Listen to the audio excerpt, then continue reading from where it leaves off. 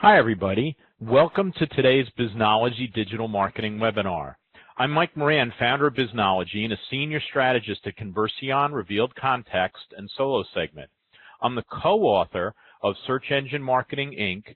and Outside In Marketing, and sole author of Do It Wrong Quickly. I'm a veteran of IBM, managing groups in IBM for 8 years and retiring from IBM in 2008 as a distinguished engineer.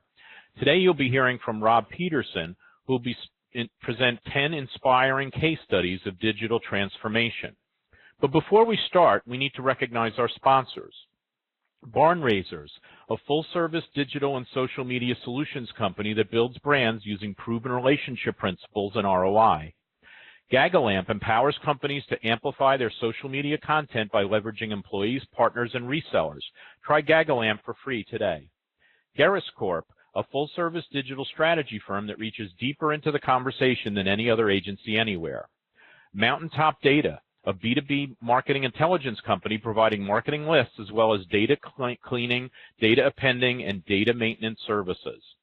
Solo Segment, your one-stop shop for targeted B2B content marketing techniques, including website search and website personalization. As we wait for more attendees to join, let me review the format of our webinar. Our Biznology webinars last just 30 minutes, so you can easily fit them into your busy schedule. We record each webinar, and we'll email you that link later this week. During our speaker's presentation, you can use Big Marker to chat with your fellow attendees. Just type in the chat feature. There you can also see tweets about our webinar. Feel free to tweet with the hashtag #BizNoWebinar. If you have a question to ask our speaker, click the Q&A tab. I'll select a few questions at the end of our webinar and pose them to Rob. Lastly, in the Hangouts tab, you can find a PDF of today's presentation. Thanks again to all of you for spending 30 minutes with us. We know how valuable your time is, so let's introduce today's speaker. Rob Peterson is president of Barn Raisers, a digital marketing solutions company using social media, the power of community, and the proven principles of relationship marketing to build brands. He's also on the MBA faculty of Rutgers Business School, where he teaches courses in web analytics, SEO, and social media measurement and ROI. Rob has been recognized by the American Marketing Association for building billion-dollar businesses multiple times. So if you've ever struggled with digital transformation, this is the webinar for you. Rob, welcome, and take it away. Thank you, Mike, and welcome to everybody who's listening. Today's topic is digital transformation, as Mike said, and let's, as the name would imply, a digital transformation is an undertaking. It's going to involve time and investment and corporate commitment. So let's all begin by being grounded on just what digital transformation is defined as. And I'm taking this definition from Brian Solis because it's a good one. And he describes it as the realignment or new investments into technology and business models that effectively engage customers at every touch point in their experience life cycle. And this definition by Brian, I want to point out, has a couple of words in it that you usually see associated with a digital transformation. Words like technology, innovation, new business models. But at the center of every digital transformation is a deeper understanding of your customers and the customer journey and how you can interact with them at every possible touch point to delight them and have a better customer experience with them that builds your business and your brands and your bottom line. A couple of stats on digital transformation and what it means to companies now. And these stats come from a variety of sources, Forrester, Pricewaterhouse, Altimeter, but basically what they say is that in almost 90% of companies think that a digital transformation needs to occur at their company because it's a competitive advantage. And they give themselves 2 years generally to have this digital transformation occur. And if it doesn't, they believe if they haven't made a digital transformation, they'll be behind their competitors. So almost two-thirds of all global CEOs believe that digital transformation is a cornerstone of their corporate strategy in 2018. But an equal number, and here's an interesting point of friction, of companies and people at companies say that, their organization is in denial about digital transformation. They might not need it. They've gotten along fine without it. So there is this kind of conflict that occurs in every company that really it requires leadership and commitment to make this happen, as well as obviously what's listed here as a good amount of time. And another point of friction is that only 27% of companies say that the executives at their company have really the skills to make this happen. So how does success happen for digital transformation? And what can we learn from it, and how can we apply that? And so in studying this, what I found is that companies that are successful at digital transformation, usually you'll see words like technology and innovation and customer experience as kind of staples that they require. But really what happens with a successful digital transformation is it really is the ultimate demonstration of change management in a company. So it's really a big deal to pull off a digital transformation, because it really says not only how much more effectively the company can operate, but just what the company is capable of. In studying this, I found that there are basically 10 characteristics, traits, that companies who are successful at digital marketing have that enable them to be successful. And I'm not going to read these traits to you from the slide. Rather, what I'm going to do is present some case studies of companies that really excel in each of these. And as a result of excelling in each of these, you can see that this was why they were successful at a digital transformation. And the idea here is to show by example just what a digital transformation is, what success looks like, what companies that have done it do. And so as you look at this, you think about yourself. If your company's thinking about it, does your company possess the traits? Do you need to learn them? Are they latent and just need to be brought out? But we're going to go through each of these 10 characteristics that result in success for digital transformation in companies that have applied these characteristics. And so here we go with our 10 inspiring case studies of digital transformation. Case study number 1, Burberry. We're probably all familiar with Burberry. I would imagine people who are on the phone right now actually have had a Burberry coat. We think of them, they're beige, they have a plaid interior, very, very high quality. But probably we don't have too many Burberry products. Maybe we purchased one once, or one was given to us for an important career achievement. And Burberry, which is basically known for trench coats, really decided that they needed to bring themselves into the digital age and let people know just what they were all about. So what they did was totally revamp their online and offline premise. They totally redid their website with a much more human and accessible feel. So their customer facing was much more about, was much more accessible. They used customers as models, showing a broad range of what they made. They made sure that they had a very robust e-commerce catalog. And even since many people go to a Burberry store ultimately to buy a product, they made sure that there was great inventory online and offline, and the people could always get what they wanted, and even offline applied digital by putting RFID tags into all their products so they would know digitally if they were ever out of stock on something. A second characteristic of successful digital transformations is that companies have a customer obsession. And probably a great example of a company that's totally customer obsessed is Zappos. Zappos, if you don't know, if you're doing business with Zappos and they're out of stock on a certain product, they'll actually go to their competitors and buy it for you, because they know that almost 90% of people will pay more for a better customer experience and go back to doing business with them. And the same number of people will probably start doing, a percentage of people will probably start doing business with a competitor if they have a poor customer experience. And they know that to their business, customer obsession has a real strong reward, because 75% of Zappos buyers are repeat customers who do business with them digitally. A third characteristic of successful digital transformations is that companies who go through a digital transformation start by knowing what their annual customer value is.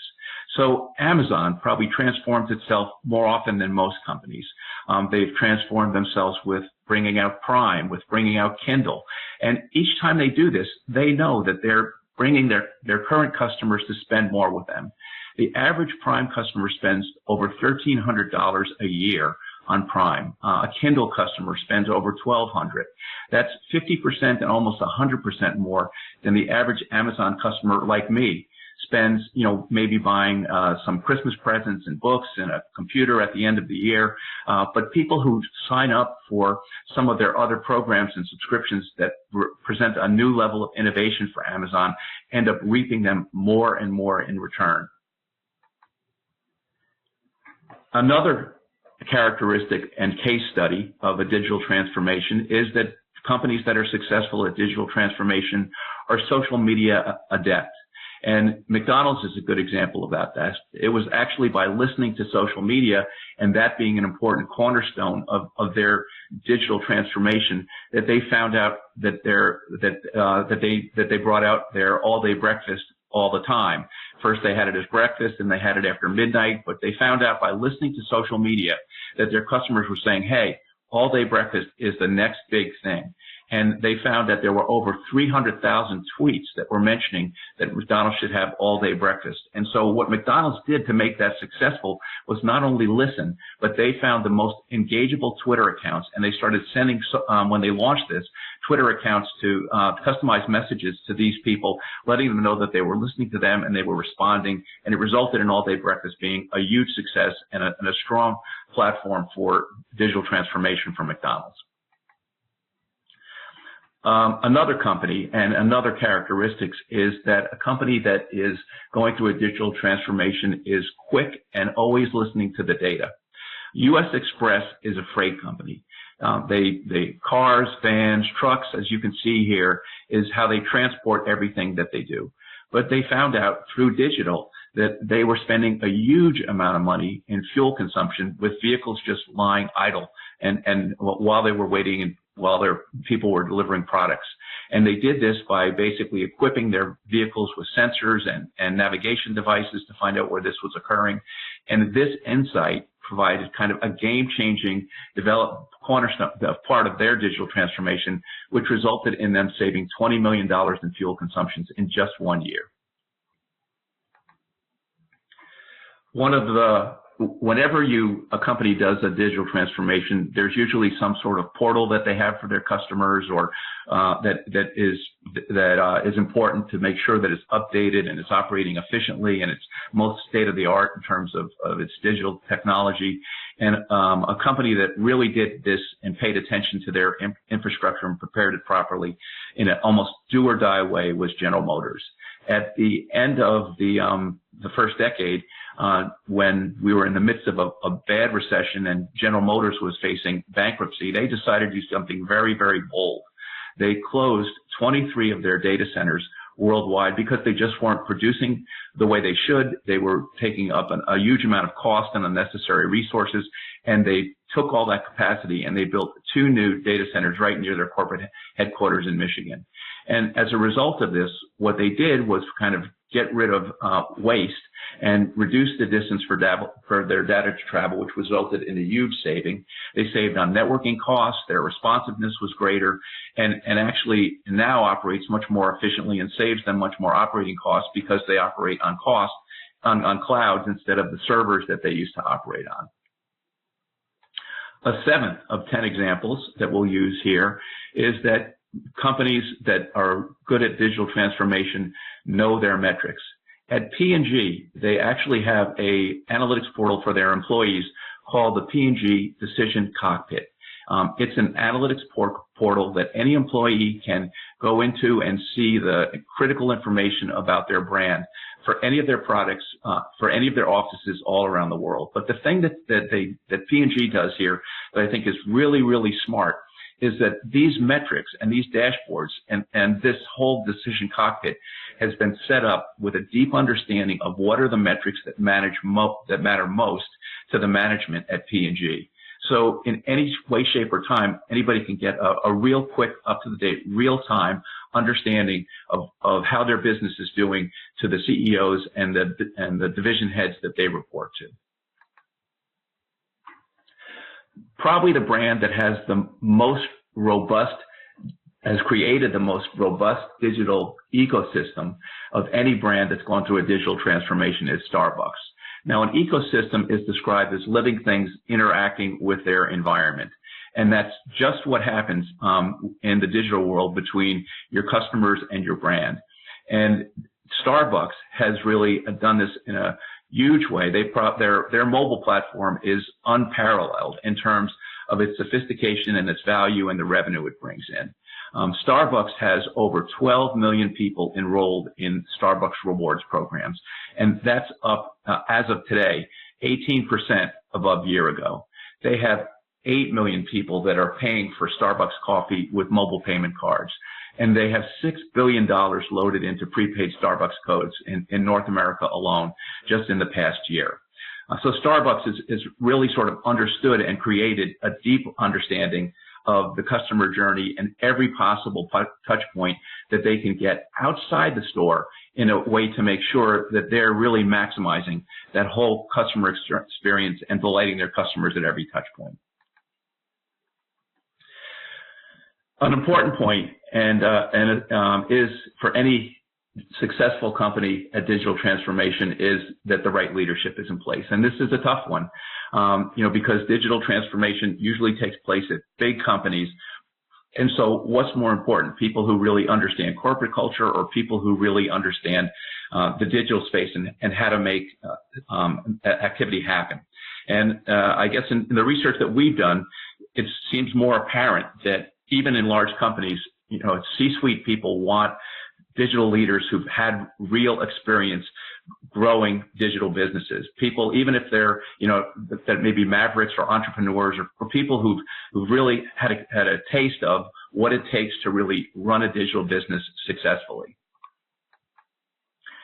And lastly, digital businesses that are successful time and time again show how this transformation is producing new revenue and helping the bottom line.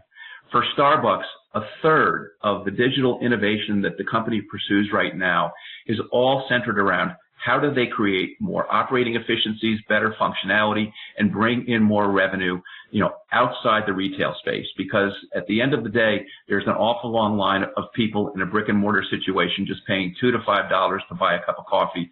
And Starbucks has set up this whole elaborate, fantastic digital ecosystem mobilely. And so how can they bring in and make that happen so that their online and digital business is producing a third more to the company every year?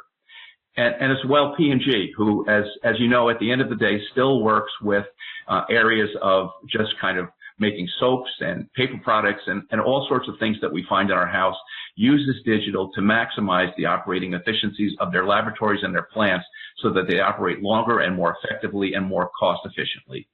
So that's it. An overview on digital transformation with real examples that I hope brings out more about just what the topic is, and through these studies that we've shown and these stories that I've told, kind of inspires you if you're going through it at your company or thinking about it to really be successful. So thank you for your time, and I'm going to turn it back to Mike now. Thanks, Rob. Great stuff. I'm sure our attendees have a much stronger idea of how to handle digital transformation, but you didn't answer every question. I've got several good questions queued up for you, and I'd like to remind our audience that it's not too late to ask your own question by typing it into the Q&A tab. So if your website can improve your ROI, but you don't know where to start, you might want to start with website search. Solo Segment has a special offer just for listeners to this webinar. The first 3 listeners to contact info@solosegment, SOLOSEGMENT.com, will receive 50% off the keyword scorecard for their website for 6 months. You can immediately start tracking search metrics, plus you can give your team access to a knowledge base that tells them exactly what to do to improve those metrics. Email info@solosegment.com and tell them you were at the Biznology webinar to get your half-price discount while it lasts. If you're too late to be one of the top 3, you can still get 20% off by mentioning the webinar. We're about to start firing questions at Rob, but we need to thank our sponsors once again.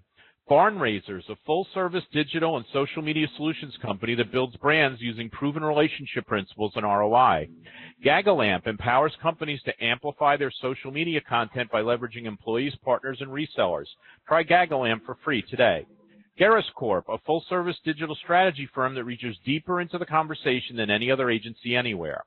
Mountaintop Data is a B2B marketing intelligence company providing marketing lists as well as data cleaning, data appending, and data maintenance services.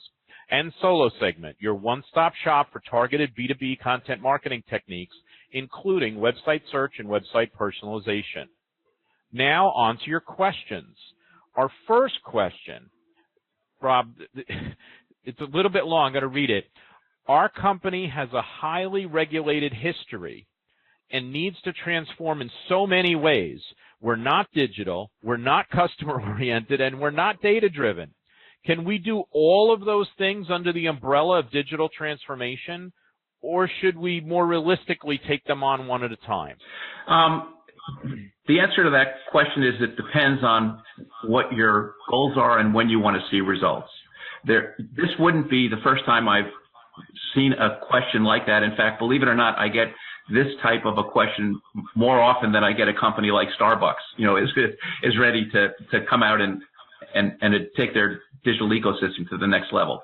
So the important thing is to set expectations. What are the most important things to do first, and how long will they take, and what's going to be involved, and importantly for companies like this is to also probably identify, how do you bring the company into this so that they feel like they're a part of it? This is probably a good example of a company that's living in denial about the need to do digital transformation. So it's a combination of just a very clear roadmap that clearly identifies time and costs, resources involved, and how you will bring the company along so that they see the success happening and so they feel a part of it. And the ultimate and the change management part of this, which is critical, in any digital transformation, also takes place. That sounds great. I thought especially the point you made about them feeling involved and rather than being in denial, because I agree with you. It sounds like the company feels like digital transformation is happening to them rather than they're actually the ones who are engaging in making it happen. And I think that's exactly right. That a part of it, when you see a company that has that many problems, one of the things that as you point out, you need to think about is how you're going to get them to kind of own the problem and say, we're going to do something about it. Great answer, Rob. And I'll add one more thing to sure. Another thing is really knowing your competition. Usually in these cases for companies like this, if it's a motivation, there is a company, and maybe an indirect company. Amazon, for example, now has a whole B2B platform that's really taking a lot of B2B traditional companies that have warehouses and things like this and really becoming their biggest competitive threat, because a B2B customer can just enroll in it and get whatever they want delivered to their door, probably for less than they might be paying now. So it's important for these to create some sense of urgency in that statistic that you'll be left behind. It's important to maybe identify a role model of somebody who's doing it well and maybe a significant threat if something doesn't start to happen. Very cool. Yeah, I think people are often more fear-based and motivated by fear than by opportunity, so that's really good advice. So let me get to our next question. Do we have to do this transformation with our own IT team, or can marketers engage directly with vendors to transform? What are the pros and cons? Okay, that's a good question. It really depends on. So the answer is you could do it either way. But this goes back to, and this is why we really did research these 10 areas. If you're going to go the vendor route, which could be very effective, but you're going to be a trade-off with, it's not, as we just indicated, bringing it into the company culture that much. It's really important that whoever is the leader of this transformation really be somebody who can pull it off. And if there is a reason to do it because the transformation happens and outside vendors would be better to do it with, and probably maybe even cheaper than doing it with the resources of the company. It's important that leader has the leadership presence to make that happen, so that, again, this is change management in its ultimate demonstration happening at a company. And so it's important that, that person has that type of persona within the company that they can do it that way. But either way, And many companies do. Again, all these questions are great questions. Many companies don't feel like you're the only one that has this problem. Actually, these are exactly the types of questions that get asked over and over again with digital transformation. Terrific. Well, here's another one if you like those. What if my company has none of the great characteristics that you listed? We still have to transform. What do we do? I think you have to start at the beginning. Take one step at a time, and take the ultimate and manage the expectations of your companies with near and far term results. And it's really everything was kind of laid out with a starting point and an end point and characteristics to get there. And to be honest, I can't believe that any company that's successful can't look at those 10 characteristics and start to sort of say, well, let's look at them. Maybe we are operating. I mean, a company, some of these are very basic things. Every company should know their annual customer value. And if they don't, it's pretty easy to determine. Just take the amount of revenue, the number of customers you serve. I mean, there's just, everybody should be able to pull this list apart and put it together in a way that starts to say, okay, if this one we probably could do. Terrific. Last question. My execs aren't willing to invest in this. How can I convince them to start doing something, even if it's a small start? That's why we did this webinar, Mike. We really wanted to make it clear companies that succeed in this and why. And I think the companies that we've selected here are companies that would be role models to any company. Also, again, as we've talked about with some of the other questions, any company that's considering this, the stats that we presented is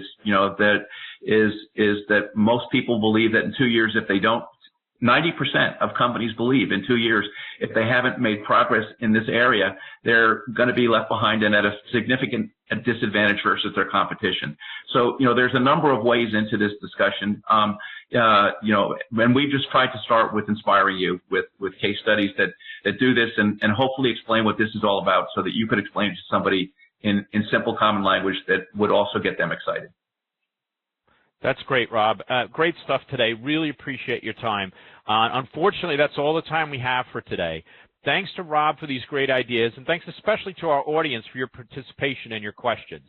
If any of you had questions that we didn't have time to answer, you can email your questions to Eileen, E-I-L-E-E-N, at MikeMoran.com, and she'll be sure to get them to Rob for the answer. Later this week, we'll send you all a link to the recording of this webinar to listen to again and to share with others. We'll also invite you to mark your calendars for our next Biznology webinar, a tech journalist on the 5 best and worst practices of B2B PR with Paul Gillen, scheduled for 11 a.m. U.S. Eastern Time on May 2nd. We hope to see everyone back then. Bye, everybody. Thank you.